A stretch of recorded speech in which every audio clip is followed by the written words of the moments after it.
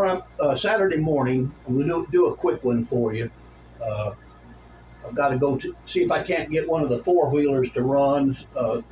Some of the family members have decided to get heavy into the beekeeping and wildlife management, try to manage the habitat for wildlife and stuff. So I'm going to go see if I can't get one or two of the four-wheelers just to run and to help them do that.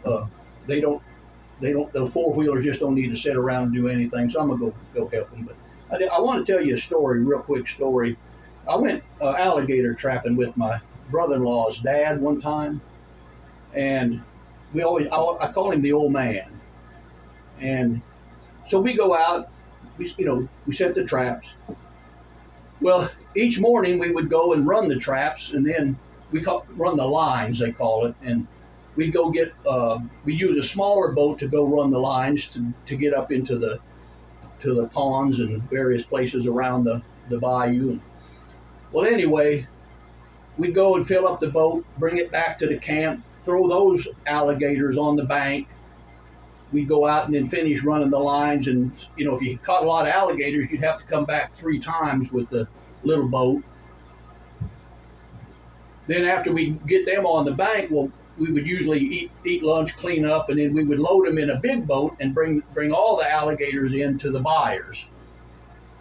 Well, one time we come back, I think after the first run, and one of the oil field guys has got his boat tied up there where we normally tie up. So the old man pulls the boat up in a different spot, and he goes to talk to the oil field pumper while I unload the boat. So he's inside talking, I unload the boat. Well, it's important at this point to mention to you that I'm throwing these alligators in a spot that we normally don't throw them because the boat is in a different spot. Well, he gets done, he comes out, we take the boat, we go run the rest of the lines. We bring those alligators in, we throw them on the bank, and then we go and eat lunch and clean up.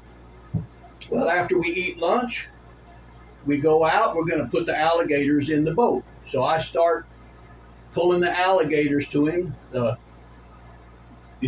closest ones to the boat first, pull that one, then pull the next one, and then I throw them on the boat, and then he stacks them in the boat. Well, what I want to point out is, you remember, I threw the alligators in a spot that we normally don't throw them. So he's standing on the boat, and I'm down to the last couple of alligators, which are the furthest ones away. Well, I go to pull the alligator that's the furthest away. I walk around an old piling and a tarp that's laying piled up on the ground. I walk around that, go to get that alligator and bring him out. Well, that alligator raises up just a little bit and opens his mouth and hisses at me.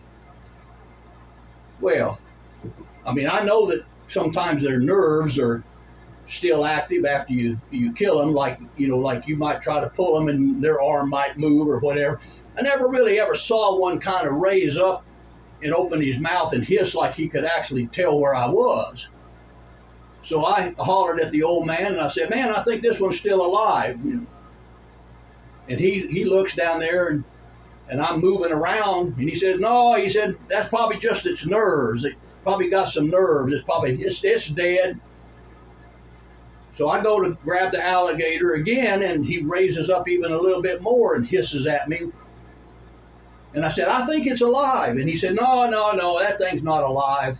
Well, the old man was the most knowledgeable fella about alligators, had been doing it all of his life. He always did care about us, so I wouldn't have any doubt that he was pulling a joke on me or anything. So knowing that he was very knowledgeable and that he really cared about people and that he was a good man, because of all that together, I trusted his word over that alligator raising up and hissing at me. I'm staring at the physical evidence right there that There's an alligator. He's looking at me. He's raising up. He's opening his mouth and he's hissing at me. But the old man tells me, no, he's dead. That's just his nerves. You can grab him. Well, we normally would pull him by the tail anyway, just because they were easier to drag. So I start to walk around that alligator to go get his tail.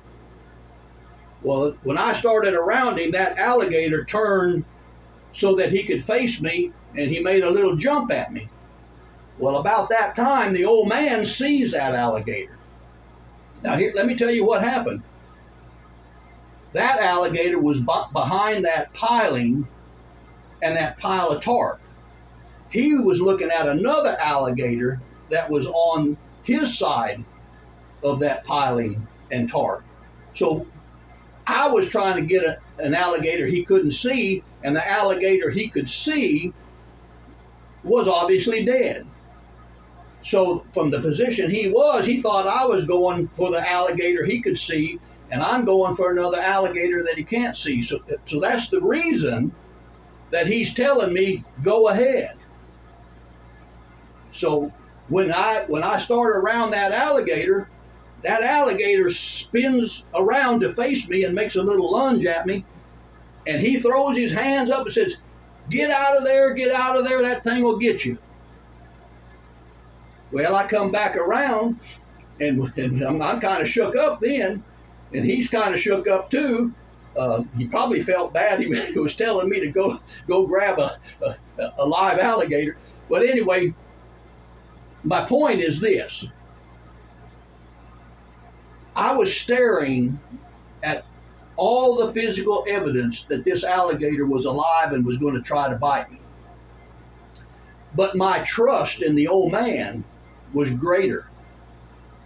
I trusted his word that I would be okay, even though I was staring right at the danger. I'd like to think we trust God that way. That no matter what we see in the world, when God tells us he's going to take care of us, and when God tells us that in the end what is righteous is going to triumph, I hope, at least in my life, I can trust God at least as much as I trusted the old man.